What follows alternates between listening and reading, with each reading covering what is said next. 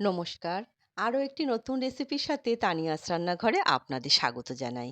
আজকে আমি দুটি খাবার থালির আয়োজন আপনাদের সঙ্গে শেয়ার করছি। নিলাম এক বাটি গরম ভাত, একটা কাঁচা লঙ্কা, সামান্য একটুখানি নুন নিচ্ছি। এক টুকরো গন্ধরাজ লেবু, কয়েক টুকরো শসা, এক টুকরো পেঁয়াজ আর নেব দু টুকরো টমেটো। লাল শাক ভেজেছিলাম, পাঁচফোড়ন আর শুকনো লঙ্কা ফোড়নে দিয়েছি, এর মধ্যে চীনা বাদাম দিয়েছি। নুন হলুদ তো আছেই, আর নামানোর আগে একটুখানি পোস্ত ছড়িয়ে দিয়েছিলাম। খেতে কিন্তু বেশ ভালো হয়েছিল। এই থালিটি কিন্তু পয়লা বৈশাখের। আজকে আমি একটু বড় করে আপনাদের সঙ্গে শেয়ার করছি। না হলে কিন্তু সবকিছু অত কম সময়ের মধ্যে গুছিয়ে বলা যায় না। ডালের সাথে খাওয়ার জন্যে বোটা সমেত বেগুন ভেজেছিলাম, সেটা নিয়ে নিলাম। আর করেছিলাম ঘন করে মুগ ডাল। জিরে আর কাঁচা লঙ্কা ফোড়নে দিয়ে করেছি, খেতে কিন্তু বেশ ভালো হয়েছিল। আর করেছিলাম পটল চিংড়ি। এর মধ্যে আদা জিরে বাটা দিয়েছি, একটুখানি আমি পেঁয়াজ আর রসুন বাটাও দিয়েছিলাম। আর চিংড়ি মাছ তো আছেই, নুন হলুদ মিষ্টি আছে, নামানোর আগে একটু ঘি গরম মসলা দিয়েছিলাম। এটাও কিন্তু খেতে বেশ ভালো হয়েছিল। পটল চিংড়িটা নিয়ে নিচ্ছি। আর করেছিলাম কাতলা মাছ দুধ দিয়ে, এটা কিন্তু খেতে বেশ ভালো লাগে। তার জন্যে কিছু মাছ আমি পরিষ্কার করে ধুয়ে নুন হলুদ মাখিয়ে মাছগুলো ভাজতে দিয়ে দিলাম। এটা কাতলা মাছ, মাছগুলো দেখুন ভেজে নেওয়া হয়ে গেছে। মাছগুলো তুলে নিলাম, তেলের মধ্যে দিলাম তেজপাতা আর সামান্য একটুখানি জিরে ফোড়নে। এবার রসুন আর পেঁয়াজ বাটা দিচ্ছি, কাঁচা লঙ্কা বাটা আর দিলাম আদা বাটা। স্বাদ অনুসারে নুন দিচ্ছি, হলুদ আর দেবো একটু কাশ্মীরি লঙ্কার গুঁড়ো কালারটা ভালো আসার জন্যে। এবার সামান্য একটুখানি জল দিয়ে মশলাটা কিন্তু খুব ভালো করে কষিয়ে নিতে হবে। রেসিপিটা একদম নতুন না, কিন্তু খেতে বেশ ভালো লাগে। আগেও নিশ্চয়ই আপনারা অনেকেই করে থাকতে পারেন। দেখুন খুব ভালো করে কষানো হয়ে গেছে, কষানো থেকে কিন্তু তেল ছাড়তে শুরু করেছে। এবার আমি ভেজে রাখা মাছগুলো এর মধ্যে দিয়ে দিচ্ছি। মাছগুলো যেহেতু একটু কড়া করে ভাজা আছে, এবার মশলার সাথে মাছটাও কিন্তু একটুখানি ভালো করে কষিয়ে নিচ্ছি। এবার পরিমাণ মতো জল দিচ্ছি, দিয়ে রান্নাটা হতে দেবো। আপনারা কতটা ঘনত্ব রাখবেন সেই বুঝে কিন্তু জলটা ব্যবহার করতে হবে। এবার রান্নাটা হোক। রান্নাটা প্রায় হয়ে এসছে।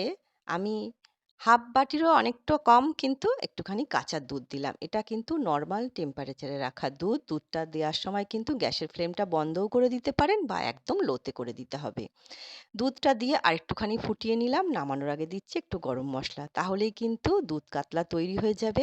এটা খেতে কিন্তু বেশ ভালো লাগে। ভাতের সাথে তো ভালোই লাগে, পোলাওয়ের সাথে খেতে কিন্তু বেশ ভালো লাগে।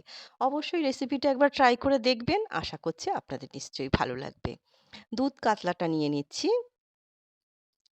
আর শেষ পাতে খাওয়ার জন্য রেখেছিলাম ভাজা মশলা দিয়ে আমের চাটনি। এটাও কিন্তু খেতে বেশ ভালো হয়েছিল। ভাজা মশলার মধ্যে আছে জিরে, মৌরি, রাঁধুনি, শুকনো লঙ্কা, তেজপাতা কাঠখোলায় ভেজে গুঁড়ো করে ভাজা মশলাটা তৈরি করেছিলাম। আর শেষ পাতে খাওয়ার জন্যে একটা রসগোল্লা, একটা সন্দেশ রেখেছি। আর আছে মিষ্টি দই। এই মিষ্টি দইটা না হলে কিন্তু খাওয়াটা অসম্পূর্ণ থেকে যাবে, যেহেতু এটা পয়লা বৈশাখের রেসিপি। আপনারা অবশ্যই দেখবেন, আশা করছি আপনাদের নিশ্চয়ই ভালো লাগবে। আর ১ গ্লাস জল তো আছেই। এই খাবার থালির আয়োজনটি আপনাদের কেমন লাগলো? ছোট্ট একটা কমেন্ট করে অবশ্যই জানাবেন। ভালো লাগলে অবশ্যই একটা লাইক বা শেয়ার করবেন।